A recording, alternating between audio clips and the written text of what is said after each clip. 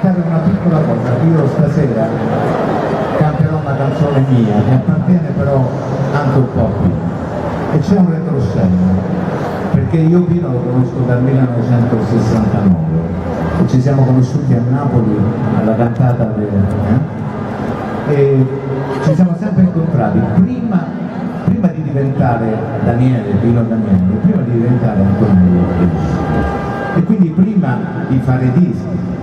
E negli anni 70, fine degli anni 60,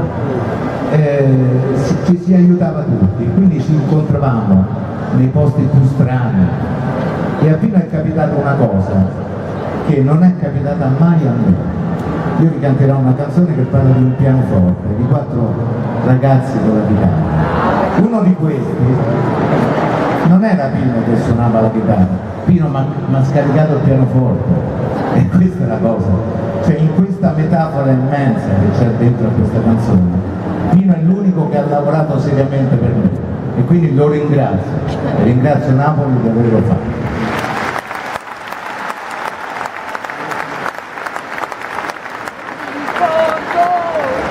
Mamma mia, questa canzone non l'hai vista? Mamma mia.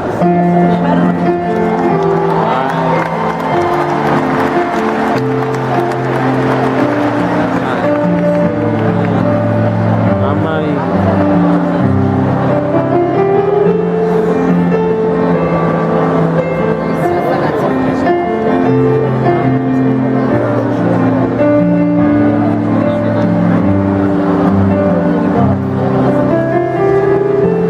Io mi ricordo 4 ragazzi con la chitarra, con pianoforte sulla spalla, come Pino, la vita non ci spezza, questa notte è ancora nostra. Ma come fanno le segretarie per piacere farsi sposare dagli avvocati? Le cuore che sei non mi fanno male, e solo il giorno che muore,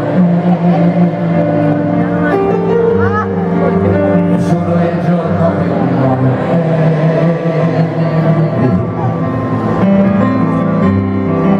Gli esami sono vicini e tu sei troppo lontana dalla mia stanza.